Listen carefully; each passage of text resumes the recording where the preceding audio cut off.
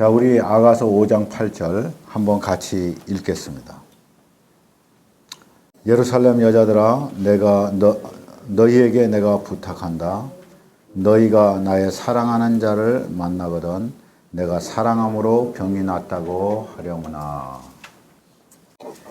제가 직역을 한 것은 35페이지에 나눠드렸던 35페이지에 있습니다. 거기는 이렇게 얘기했습니다. 예루살렘 딸들아, 내가 너희로 맹세케 하였지. 만일 내 사랑을 너희가 찾는다면 내가 사랑을 앓고 있다고 그에게 말하도록 하였지. 이렇게 번역을 했었습니다. 지난주에 제가 이 5장 8절을 해석하면서 우리가 십자가를 인하여서 세상에서 핍박을 받을 때 도움이 될 수 있는 존재는 교회 안에 있는 형제와 자매들 뿐이라고 그렇게 말씀드렸습니다. 제가 말씀드렸던 것이 오늘 나눠드린 페이지 39페이지 하반부에 있습니다. 5장 8절. 이 5장의 5장에서 5장에서 이 술람미 여인이 솔로몬이 문을 두드리는데 이렇게 이미 옷을 벗고 침상에 누워가지고 귀찮아서 내가 다 옷을 벗었는데 어찌 다시 입을 것이며 내가 발을 씻었는데 어찌 다시 내 발을 더럽힐 것이냐 하면서 주저주저 하다가 사랑하는 자가 부르고 문을 두드리고 그리고 마침내 문틈으로 손을 넣어가지고 문을 열려고 이렇게 하니까 그때에서 마음이 동하여서 그가 일어났습니다. 그런데 너무 늦었죠. 일어나서 문을 여니까 사랑하는 자는 이미 떠났다. 그래서 제가 지난번에 여러분에게 말씀드렸습니다. 성숙한 성도들에게는 하나님의 훈련이 오는데 하나님의 훈련은 언제 오는가? 성숙한 사람들에게는 하나님의 훈련이 미루다가 순종할 때 와요. 그때 하나님께서 가르쳐 주십니다. 그때 주님이 사라지세요. 그리고 가르쳐 주세요. 즉각적인 순종이 아닌 것. 이것은 이미 불순종이다. 처음에 예수를 믿으면은 불순종하면은 주님께서 때리셔가지고 순종해야 하는 것을 가르쳐 주시는데 그렇게 배우다가 후에는 즉각적인 순종이 아니면은 역시 불순종이다 하는 것을 가르쳐 줘요. 이 술람미 여인이 솔로몬과 사랑하다가 어느 순간에 솔로몬이 찾아왔을 때 즉각적으로 일어나서 문을 열어주는 것이 아니고 내가 옷을 벗었는데 어찌 또다시 입겠으며 내가 발을 씻었는데 어찌 다시 더럽히겠느냐. 이런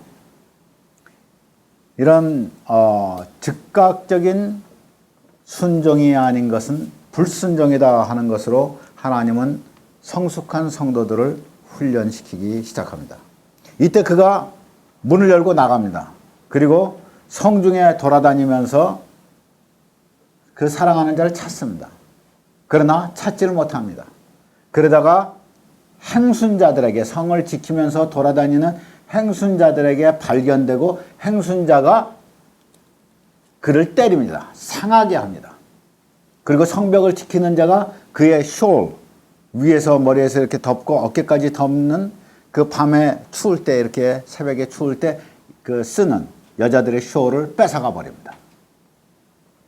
전에는 사랑하는 자를 찾느라고 막 돌아다닐 때 행순자를 만나서 붙들고 물어봐도 행순자가 그에게 상함을 주지 않았었습니다.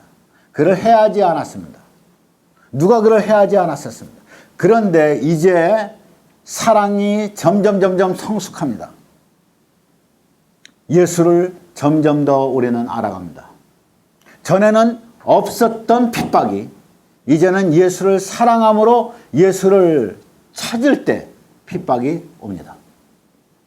우리의 쇼를 빼앗깁니다. 그때 우리를 도와줄 자, 그것은 교회 안에 형제자매된 성도들, 주님 외에는 같은 몸에 지체된 성도들밖에 우리의 도움이 되지 않습니다. 우리가 여기서 한 가지 생각해야 될 것이 있습니다. 지난번에 아가서 2장 5절에 가서 보시면, 한번 가서 보시겠습니까? 아가서 2장 5절에 너희는 건포도로 내 힘을 돕고 사과로 나를 시원케 하라. 내가 사랑함으로 병이 났음이니라 그랬습니다. 이때는 사랑함으로 병이 났다고 할 때 지금 여기 5장 8절에서 너희가 나의 사랑하는 자를 만나거든 내가 사랑함으로 병이 났다고 하려무나 할 때 이 두 가지 사랑함으로 병이 났다는 것은 전혀 종류가 다른 사랑의 병입니다. 하나의 사랑의 병, 처음의 사랑의 병, 2장 5절의 사랑의 병은 어떤 것인가? 그것은 친밀한 사랑의 교제 가운데서 더욱더 사랑하기를 원함으로 사랑의 병이 되는 거예요. 이 사랑의 병이 2장 5절에서 들었었습니다. 그런데 이제 5장 8절에 다시 사랑의 병이 듭니다. 근데 이 사랑의 병은 무엇인가? 이 사랑의 병은 불순종으로 말미암아서 소원해진 관계로 인하여서 사랑의 병이 들었습니다. 술람미 여인이 전에 첫사랑을 가졌습니다. 너무너무 사랑한 거예요. 이게 첫사랑이 너무나 좋아가지고 사랑의 병 날 만큼 그는 사랑을 했었습니다. 그런데 지금은 사랑이 점점 깊어지고 예수를 너무너무 사랑하게 됐는데 어느 순간에 느슨해졌습니다. 어느 순간에 소원해졌습니다. 그리고 주님이 잘 잡히지가 않습니다. 기도가 잘 되지가 않고 마음이 답답합니다. 전에는 사랑함으로 내가 수만 번 예수와 함께 쉬지 않으면 도무지 못 살겠다고 내가 고백하면서 내 모든 숨에 내가 예수를 사랑하는 그 사랑의 열병을 가지고 내가 숨을 쉬었었습니다. 저도 그랬었습니다. 아마 여러분도 그랬을 겁니다. 그런 때가 있었습니다. 제가 시를 썼습니다. 한 번의 숨을 당신 없이 쉬는 것은 저주라고. 그렇게 고백하면서 살았었습니다. 첫사랑의 고백이었습니다. 그런데 사랑하다가 깊은 사랑에 들어가면서 오히려 느슨해지고 소원해지는 감을 갖습니다. 주님이 멀리 계신 것 같고 내가 주님을 너무나 멀리 하는 것 같고 내 마음은 그것이 아닌데 기도의 줄이 잡히지도 않고 주님이 전에처럼 나에게 실제적으로 뜨겁게 하시지도 않고 내가 속에서 성령으로 충만하지도 않고 너무나 답답합니다. 이때 주님을 찾느라고 술람미 여인이 성을 돌아다니면서 내 사랑하는 자가 어디 있느냐고 내가 사랑함으로 병이 났다고 말할 때 이때의 병은 첫사랑의 사랑의 병이 아닙니다. 이때의 병은 내 주님과 나와의 사랑의 교제를 회복하고자 하는 목마른 갈망의 사랑의 병입니다. 그런데 여러분 어떤지 아십니까? 이 두 다른 종류의 사랑의 병을 얻으면 결과는 동일하게 됩니다. 결과는 무엇입니까? 결과는 예수께서 우리를 다시 만나주신다는 겁니다. 우리 하나님께서 우리로 하여금 이러한 열병을 때때에 따라서 얻게 하십니다. 여러분, 하나님이 온 우주를 창조하셨습니다. 온 우주를 창조하신 하나님은 시즌, 계절들을 창조하셨습니다.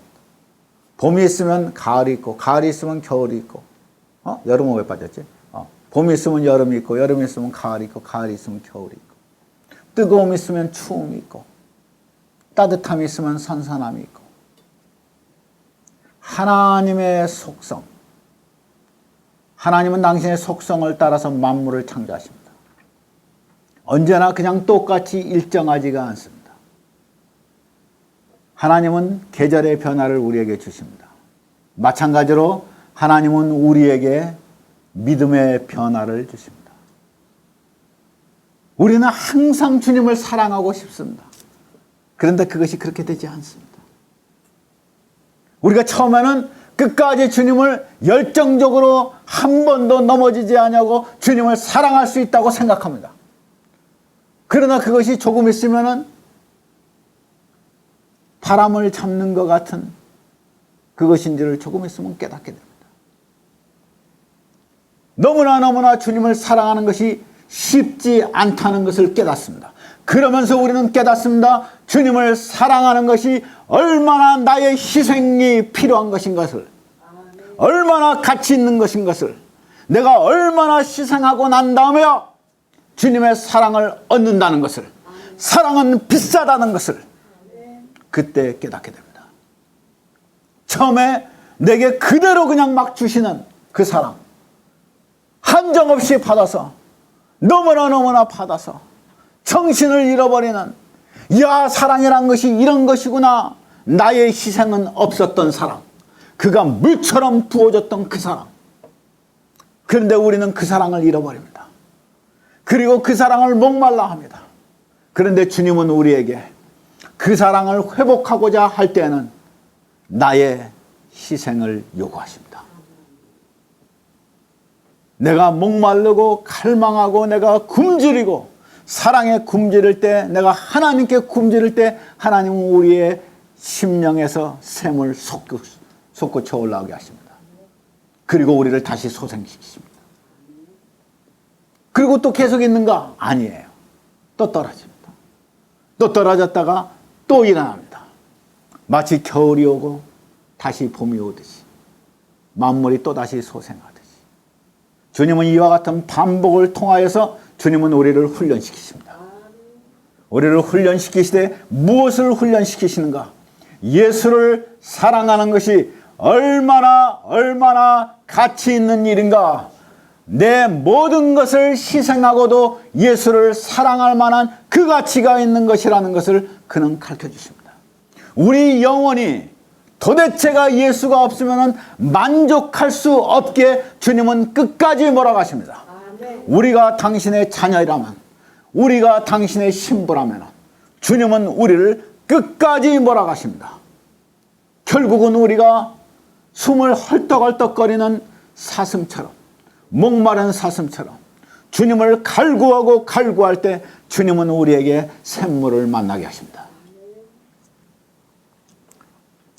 둘 중에 어떤 병에 걸렸든지, 우리가 주님을 사랑함으로 더 사랑하기를 원하는 사랑의 병에 걸렸든지, 아니면 내가 떨어져서 지금 주님과 소원한 관계가 되어 있는 이 상황에서 주님을 다시 목말라 하는 그 사랑의 병에 걸렸든지, 어떤 사랑의 병에 걸렸든지 이 사랑의 병에 걸린 사람은 결과는 마찬가지입니다. 예수를 다시 찾습니다. 그리고 우리는 숨을 다시 쉬게 됩니다. 이렇게 내가 찾을 때, 내가 내 예수를 이렇게 정신없이 찾을 때, 같은 교회에서 같은 성도들이 야, 좀 그만해라. 너 혼자 미쳤냐? 너만 예수 믿냐? 뭐 예수를 그렇게 호들갑스럽게 믿냐? 좀 적당하게 믿지. 뭐 밤낮 주님께 가서 쫓아가서 기도하고, 밤낮 성경 보고, 밤낮 예수여 예수여 그러고 입에서 할렐루야를 달고 주여 주여를 달고 그렇게 사냐? 좀 평범한 괜찮은 크리스찬 좀 되라. 좀 너무 과격하게 하지 마라. 5장 9절이 이와 같이 얘기합니다. 5장 9절. 여자 중 극히 어여쁜 자여, 너의 사랑하는 자가 남의 사랑하는 자보다 나은 것이 무엇인가? 너의 사랑하는 자가 남의 사랑하는 자보다 나은 것이 무엇이기에 이같이 우리에게 부탁하는가? 여자들 중 아름다운 자야, 너 그래 신앙이 좋은 자야, 너 그래 기도 열심히 하는 자야, 너 그래 교회에 충성하고 주님께 충성한다고 하는 자야. 그런데 한번 나한테 얘기 좀 해주라. 네가 예수를 사랑하는 것과 내가 예수를 사랑하는 것이 도대체 뭐가 차이가 나길래 너의 예수는 누구고 내 예수는 똑같지 않느냐? 그 뭐가 차이 나기에 네가 우리에게 이와 같이 부탁하는 듯이 너는 이렇게 정신없이 너의 사랑을 찾는가? 네가 섬기는 예수는 누구냐? 네가 섬기는 예수 내가 섬기는 거 아닌가? 우리 똑같은 예수 섬기는 거 아니야?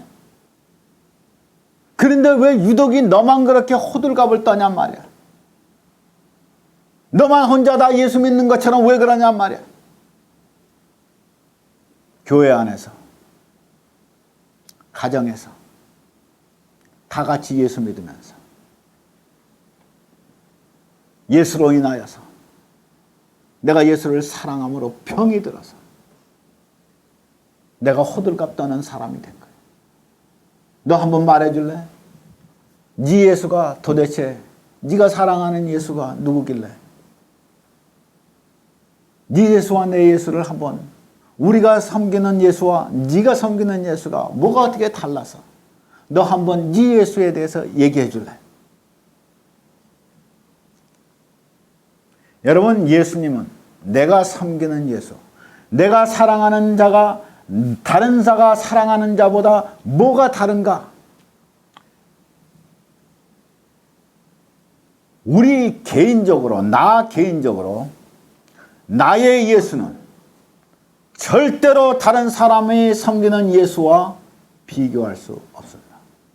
나의 예수는 그냥 나의 예수요, 나의 사랑의 대상이요, 그는 나의 완전한 자요, 그는 나의 모든 것이요.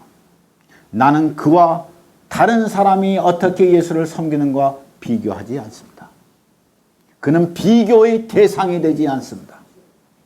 그 누가 그 어떤 자를 사랑하듯이 사랑한다고 하여도, 그 누가 예수를 사랑한다 하여도 내가 사랑하는 예수와 남이 사랑하는 예수를 나는 비교하지 않습니다. 나의 사랑하는 예수 앞에 내가 설 뿐입니다. 그것으로서 족한 것입니다. 그런데 우리는 이 세상에서 내가 사랑하는 예수가 도대체 어떤 분인가를 설명해야 될 때가 있습니다. 나의 예수를 설명해야 될 때가 있습니다. 그리고 나의 예수를 설명하고 싶을 때가 있습니다. 그리고 우리는 나의 예수를 설명해야 합니다. 나의 예수는 누군가? 사람들이 뒤틀린 질문을 합니다. 비꼬면서 얘기합니다. 예루살렘 여인들이, 같이 예루살렘에 있는 같은 성도들이 너만 예수를 믿냐? 비꼬고, 그래 여자들 중 아름다운 자야, 그래 너 신앙이 좀 있는 자야, 그래 네 예수는 누군지 내게 한번 얘기해 볼래? 여러분의 예수는 누구십니까? 여러분이 사랑하는 여러분의 예수는 누구십니까? 술람미 여인 보세요. 5장 10절에서부터 마지막 절까지 5장 16절까지 그는 기다렸다는 듯이 대답하기 시작합니다. 내 예수는 누구다? 내 사랑하는 자는 어떻다? 하는 말입니다. 41페이지를 보시겠습니다.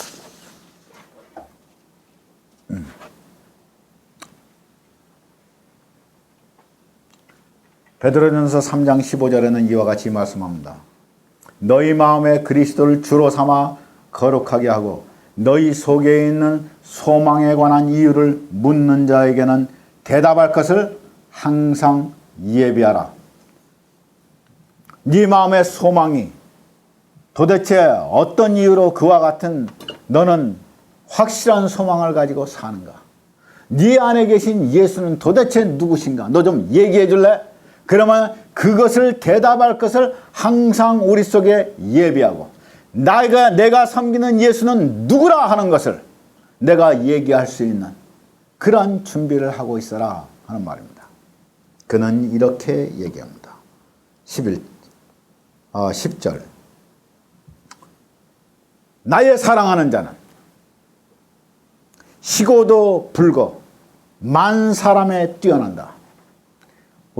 제가 직역을 한 것을 여러분께서 혹시 35페이지 가지고 계시면은 35페이지를 따로 띄워 놓으시면 좋겠습니다. 10절 내 사랑은 찬란하고 붉어서 많은 사람이 그를 우러러본다. 이런 말입니다. 내 사랑은 찬란하고 붉어서 많은 사람들이 그를 우러러본다. 우리 개역 한글에서 말하는 것은 내 사랑하는 자는 희고도 붉어서 만 사람 위에 뛰어나다. 이렇게 얘기합니다. 희다고 합니다. 말은 맞습니다. 본래는 희다라는 말이 아닙니다. 더 희게 된다는 말입니다. 더 희게 되다. 짜흐라는 말. 이 희다라는 말이 아니고 더 희게 돼서 더 이상 희어질 수 없는 빛난 찬란한 것을 말하고 있습니다. 그래서 찬란하고 붉다고 얘기해야지 옳습니다.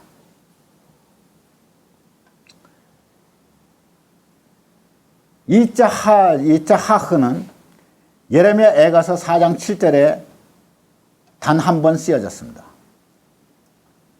눈보다 깨끗하고 젖보다 희다라고 할 때 무엇보다 더 희다 하는 표현을 씁니다.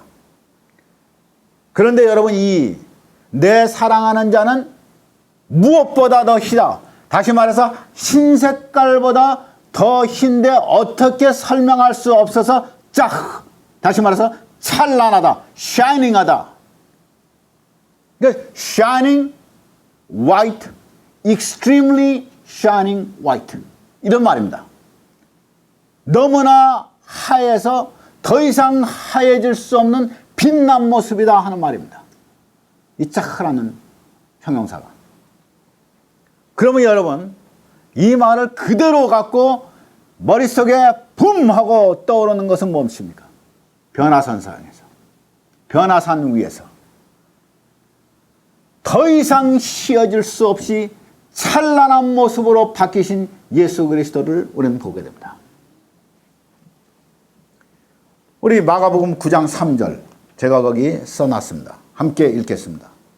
그 옷이 광채가 나며 세상에서 빨래하는 자가 그렇게 희게 할 수 없을 만큼 심히 희어졌더라. 다시 말해서 하얀 것이 이 세상에서는 발견할 수 없는 더 이상 하얄 수 없는 그 빛난 광채를 입었다 할 때 이 말을 쓰고 있습니다. 이것이 짜흐라는 얘기입니다. 내 사랑 누구냐고? 우선 내 사랑을 얘기하지. 내 사랑은 찬란하고도 붉다. 이때 붉다라는 말이 아돔이라는 말입니다. 여러분 아돔이라는 말은 아담이라는 말과 똑같은 말입니다. 왜 아담이 붉다는 말과 같은가? 땅이 지금은 땅이 질이 나빠져가지고 고동색이고 그렇지만은 옛날에는 땅이 붉었습니다. 토질이 하나님께서 창조하실 때 얼마나 좋았습니까? 아무런 악한 것이 없고 공해가 없었던 붉었다 할 때 그것이 아담, 거기서 에돔이라는 것이 나오고 지금 여기서 붉다라고 하는 형용사는 아돔이라고 씁니다. 다시 말해서 이것은 아담이라는 말에서 나온 거야. 사람이라는 뜻이에요.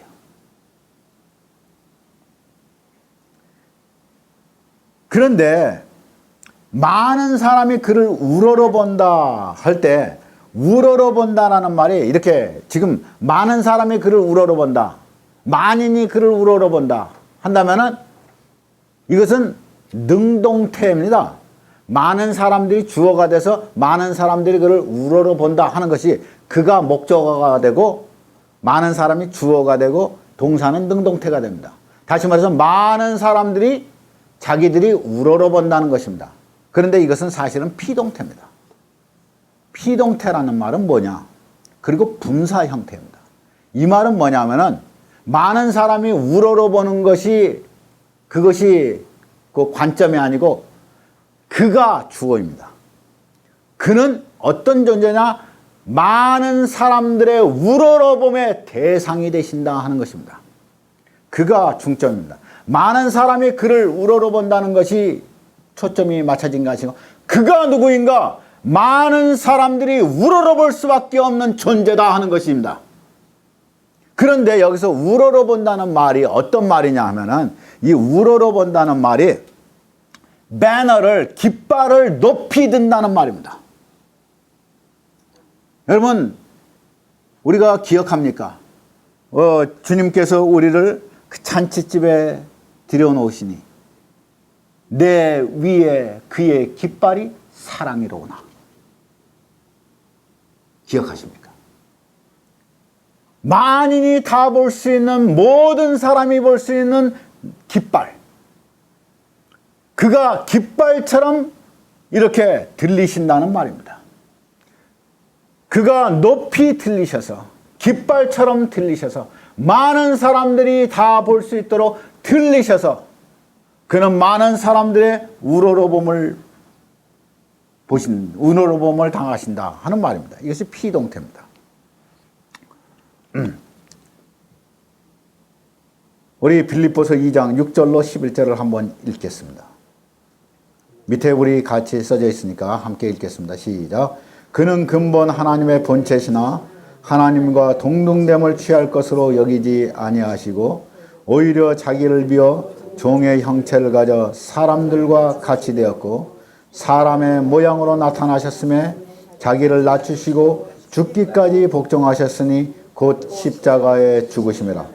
이러므로 하나님이 그를 지극히 높여 모든 이름 위에 뛰어난 이름을 주사 하늘에 있는 자들과 땅에 있는 자들과 땅 아래에 있는 자들로 모든 무릎을 예수의 이름에 꿇게 하시고 모든 입으로 예수 그리스도를 주라 시인하여 하나님께 영광을 돌리게 하셨느니라 그랬습니다. 여러분 예수의 이름 그 위에 있는 이름은 존재하지가 않습니다. 모든 것 위에 뛰어나서 높이 들린 깃발처럼 모든 이름 위에 뛰어난 이름은 예수의 이름입니다. 그 어떤 이름도 그 이름보다 더 높고 더 고귀한 더 아름다운 이름은 없습니다. 예수의 이름입니다. 왜 그렇습니까? 왜 그렇습니까? 이유가 나옵니다. 그는 근본 하나님의 본체시지만 그가 인간이 되셔서 인간 되실 뿐 아니고 그는 죄인의 모습으로 오셔서 우리를 위해서 십자가를 지심으로 하나님이 그의 이름을 높이셔서 그 이름 위에 더 이상 높은 이름이 없게 하나님이 만드셨다 하는 것입니다. 그가 누구십니까? 그는 하나님이십니다. 그런데 그가 무엇을 하셨습니까? 그가 인간으로 오셨다 이 말입니다. 내 사랑 누구냐고? 내 사랑 그는 찬란하고 그는 붉다. 왜 찬란하고 붉은가? 그는 찬란하죠. 더 이상 힐 수 없는 더 이상 그렇게 휘어질 수 없는 찬란함 속에 그는 있습니다. 왜요? 그는 하나님이시기 때문에 그렇습니다. 이 세상에 어떠한 의도 이 세상에 어떠한 하얀 것도 그의 흰 것을 따라갈 수가 없습니다. 그는 정결하신 분이요 그는 흠없는 분이시오. 그는 하나님이십니다. 그럼에도 불구하고 그가 붉게 되셨습니다. 그가 아돔이 되셨습니다. 그가 아담이 되셨습니다. 하나님이 인간이 되셨습니다. 그러므로 하나님께서 만인이 그를 우러러 깃발처럼 그를 우러러 볼게 하나님이 그렇게 만드셨습니다. 내 사랑이 누구냐고? 내 사랑은 하나님이신데 그가 사람으로 오셔서 우리를 위해서 사람 되셔서 하나님이 그를 가장 존귀 가장 높이 두셨다. 이게 내 사랑이라. 이것이 지금 5장 10절의 얘기입니다.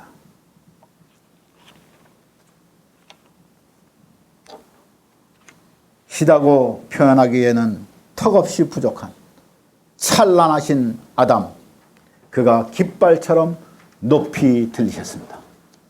십자가에 들리신 그분, 만유에 높이 들리셨습니다. 42페이지를 가겠습니다. 11절. 그의 머리는 정금이요 그의 머리털은 까마귀처럼 까맣다. 우리 한국 사람들은 이 까마귀가 이게 아주 흉조 아니에요. 흉조. 그죠? 길조는 까치. 까치 설라는 거였지 뭐 까마귀 설라 이런 데는 않잖아요. 그죠? 까마귀가 오면 재수없다고 그러지. 우리는 흉조라고 그러지. 길조는 까치, 제비 뭐 이런 거잖아요. 그거는 우리식이고 우리는 성경에서 뭐라고 말하는지를 우리는 알아봐야 합니다. 우선 그의 머리는 정금은 조금 이따 하겠습니다. 까마귀부터 우리 한번 보겠습니다. 까마귀는 여러분 까마귀 봤어요? 까마귀 정말 까매. 이거 왜 까마귀 같이 까마냐? 그러면은 완벽하게 까맣다는 걸 얘기하는 거예요. 그런데 여러분 까마귀는 레위기 11장이나 신명기 14장에 가서 보시면은 부정한 새예요. 정결한 새가 아니에요. 부정한 새예요. 그런데 이상하게도 제가 성경을 전체를 까마귀를 찾아봤어요. 그랬더니 이상한 것을 발견했어요. 뭘 발견했냐면은 성경 전반에서 인용되는 까마귀는 이것이 부정한 짐승이고 부정한 새고 아주 가치가 없는 보잘것없는 새인데 이상하게 시편에서 시편 147편 9절 욥기 38편 41절 같은 데 보시면은 까마귀 새끼들이 하나님께 부르짖을 때 하나님이 저들에게 먹을 것을 주시고 저들을 보살피신다는 말을 하고 있어요. 우리 한번 누가복음 12장 24절을 한번 읽어보시겠습니다. 한번 다 찾아보시겠어요? 누가복음 12장 24절.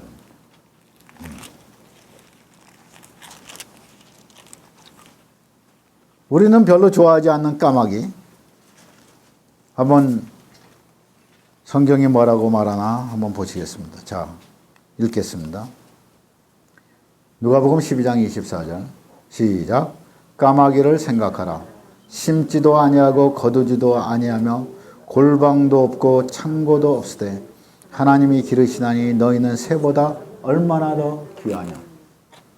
하나님이 새들을 보호하신다는 것을 대표로 할 때 지금 까마귀를 들고 하세요. 아주 완벽하게 까만 까마귀. 왜 그럴까? 하나님이 왜 까마귀 새끼들을 보살피신다고 그렇게 성경이 나옵니까? 여러분 왜 열왕기상 17장에 가서 보시면은 엘리야에게 아침과 저녁으로 떡과 고기를 가져다 준 것이 까마귀라고 얘기합니까? 이상하게 하나님께서 까만 이 까마귀를 돌보시고 사용하십니다. 그리고 그 까마귀들을 이상하게 하나님이 창조하신 인간에게 비교하여서 내가 까마귀도 이와 같이 내가 먹이는데 하물며 너희일까 보냐 하고 말씀을 하십니까? 하나님이 지금 까마귀를 얘기하시면서 무엇을 얘기하시려고 하십니까? 네.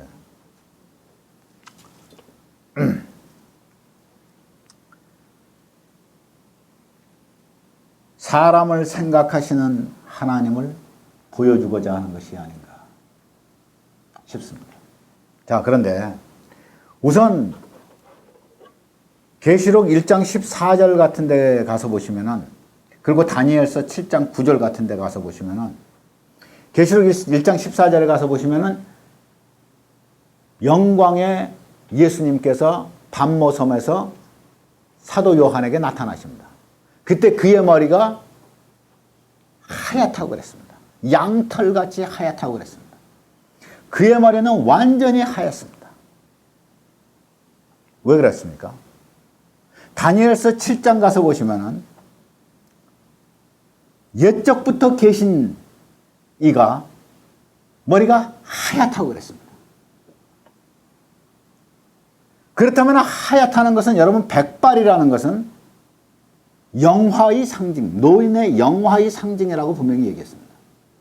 그것은 의로운 사람이 얻는 결과라고 또한 얘기했었습니다. 다시 말해서 우리가 말하는 이 옛적부터 항상 계신 자, Ancient of Days, 옛적부터 항상 계신 자라고 말하는 다니엘서에서 나오는 심판하시는 하나님을 말할 때는 백발을 씁니다.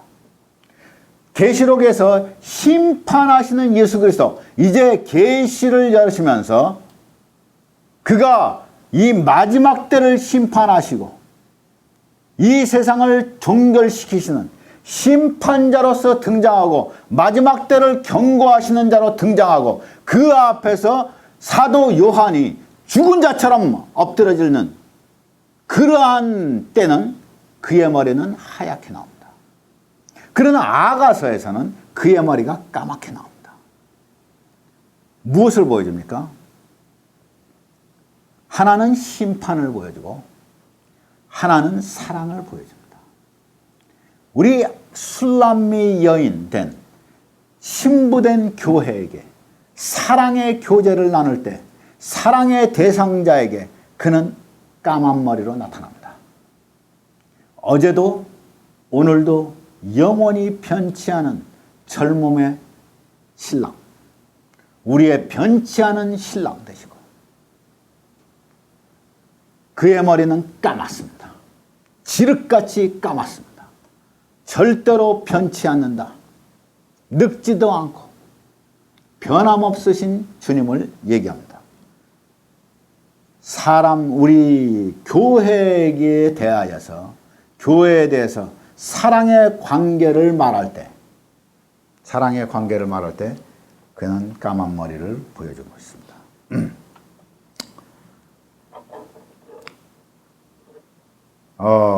그런데 그의 머리는 정금이라고 그랬습니다. 정금은 우리가 레위기에서 공부하기도 하고, 또 우리가 자주 공부하고 특별히 성막에서 잘 공부했습니다. 그죠? 정금은 무엇을 상징합니까? 정금은 금은 백금, 순금. 아니, 그러니까 그게 뭘 상징하냐고. 신성을 상징합니다.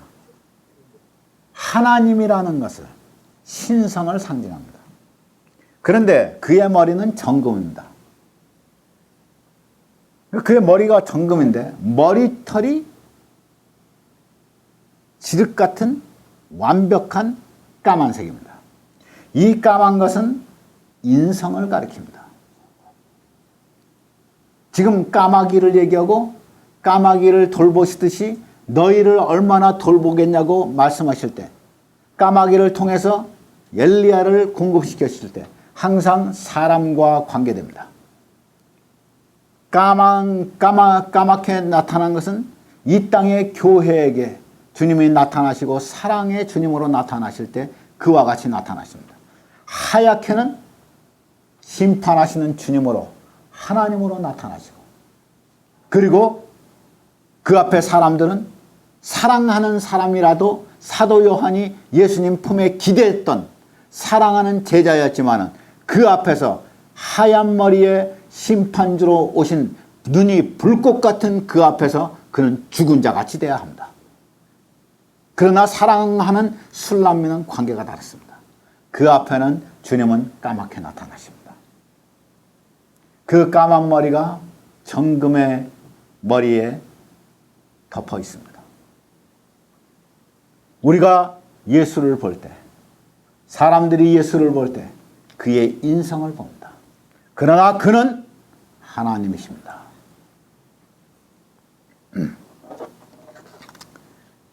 5장 12절을 보시겠습니다. 우리 같이 읽겠습니다. 눈은 우유에 목욕하고 물 위에 앉아있는 듯한 쌍비둘기 같다 그랬습니다.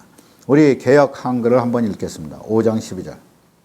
눈은 시냇가의 비둘기 같은데 젖으로 씻은 듯하고 아름답게도 박혔구나. 여러분, 이 지금 내 사랑은 누구냐 하면서 내 사랑은 그는 찬란하고 붉다. 그는 만인이 깃발처럼 우러러보는 존재다. 그 얘기를 하면서 그의 머리는 정금이고 그의 머리털은 아주 완벽한 까만 털이다. 그의 눈은 어떠냐고? 그의 눈은 막 우유에 목욕을 하고 난 다음에 물 위에 앉아있는, 가득 찬 물 위에 앉아있는 것과 같은 그런 쌍비둘기다. 한 쌍의 비둘기가 한 마리씩 한 마리씩 눈에 있는데 거기는 물 위에 앉아있는 것 같은데 이 비둘기는 어떤 비둘기냐? 막 우유로 목욕을 하고 나온 비둘기 같다. 여러분, 계시록 1장 14절에 사도 요한에게 나타나서 사도 요한이 그 앞에서 엎드려 죽은 자처럼 되어버리는 심판하시는 영화로우신 위엄의 주님의 눈은 어떻습니까? 계시록 19장에 재림하시는 주님의 눈은 어땠습니까? 똑같았습니다. 어떻게? 그 눈이 불꽃 같고 그랬습니다. 불꽃 같은 눈이었어요.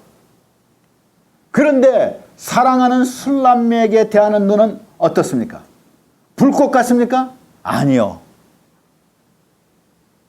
사랑하는 술람에게 보내는 눈은 젖은 눈입니다.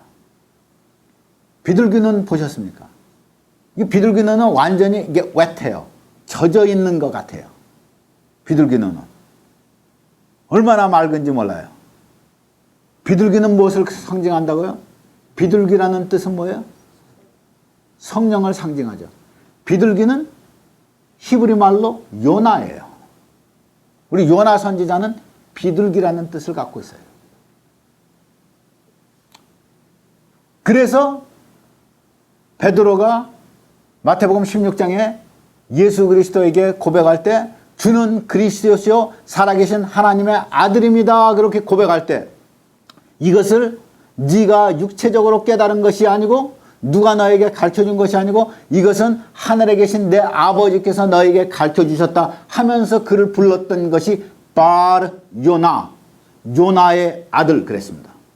그의 아버지는 요나가 아니었습니다. 그의 아버지는 요한이었습니다. 그래서 요한의 아들이라고 불러야 됩니다. 그것은 요한복음 21장에 가서 보면 디베라 바다에서 요한의 아들이라고 부릅니다. 그러나 마태복음 16장에서 그 고백을 할 때는 성령이 가르쳐 주셔서 고백한 것이기 때문에 성령의 아들, 비둘기의 아들이라고 부르는 것입니다. 바 요나. 요나라는 말이 비둘기입니다. 지금 이 요나가 두 개의 요나가 그 눈에 박혀 있다 이 말입니다. 다시 말해서 내 사랑하는 님의 눈은 쌍비둘기인데 이 쌍비둘기는 막 우유로 몸을 다 깨끗하게 씻고 나온 정결한 눈이요. 그리고 그것은 물 위에 가득 찬 물 위에 앉아있는 듯한 그러는 쌍비둘기라. 무엇을 말합니까 여러분?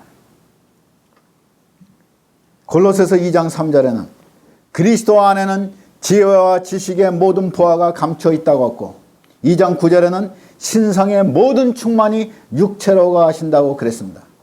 그의 두 눈은 성령의 지혜로 꽉 차 있고 그의 눈은 항상 젖은 물처럼 은혜로 가득 차 있습니다.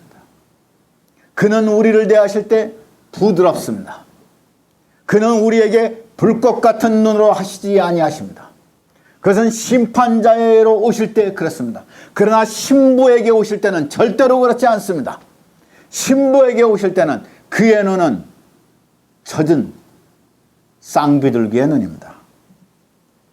이것이 교회를 바라보시는 그의 눈입니다. 은혜로 충만하신, 성령의 지혜로 충만하신, 성령의 눈으로 우리를 보신다 하는 것입니다.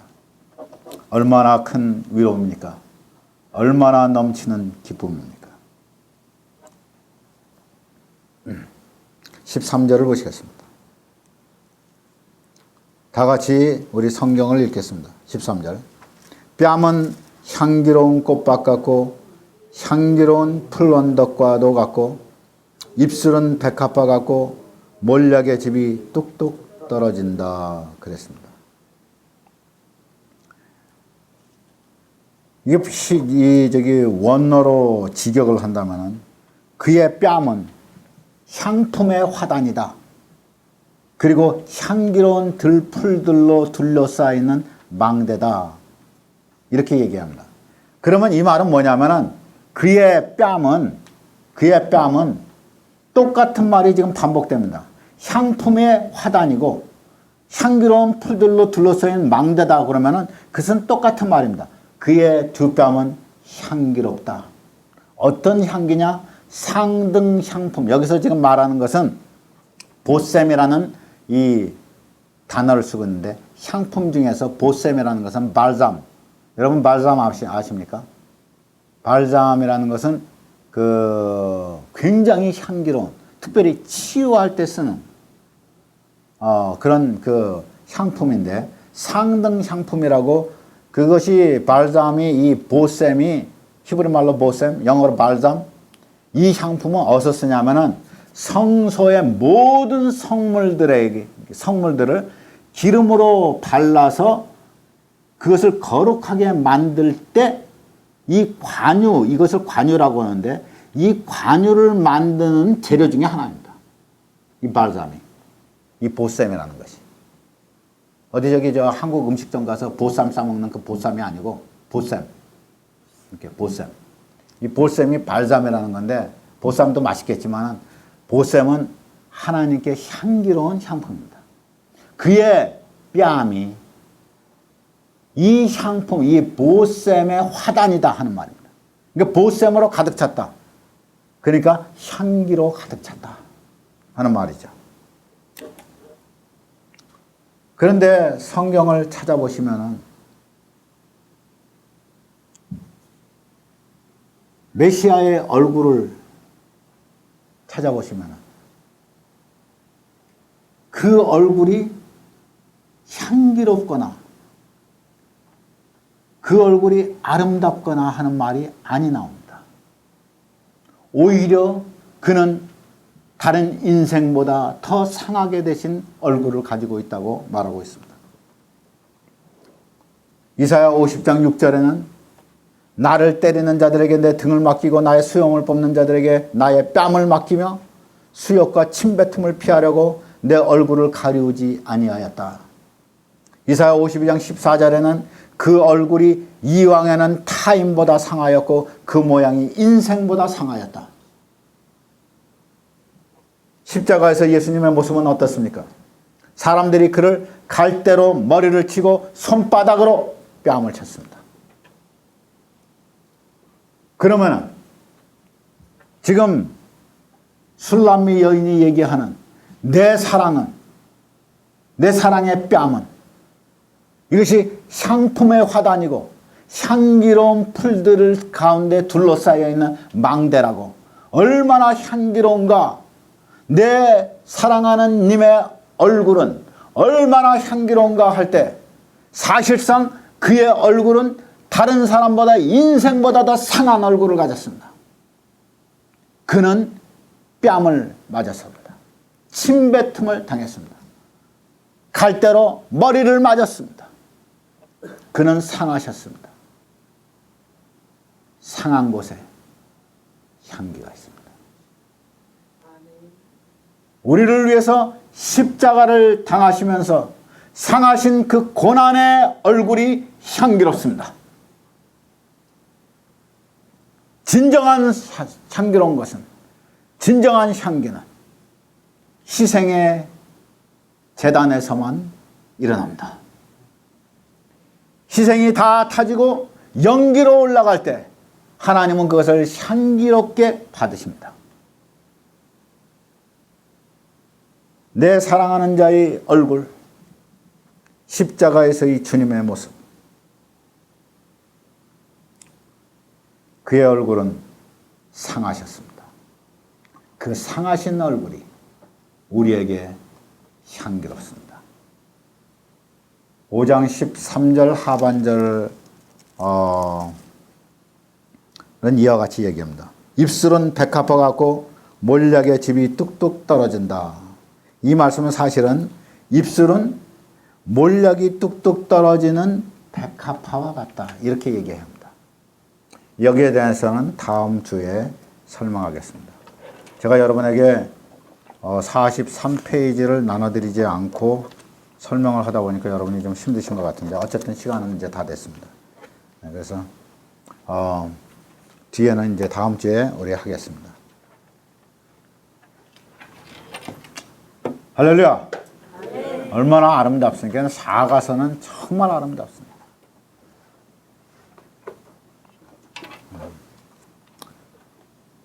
우리 예수님께서 우리를 얼마나 사랑하시는가 여러분 기억하시면서 이 놀라운 예수 앞에 우리의 사랑의 병을 앓고 알아들으십시다. 기도하겠습니다. 사랑의 주님.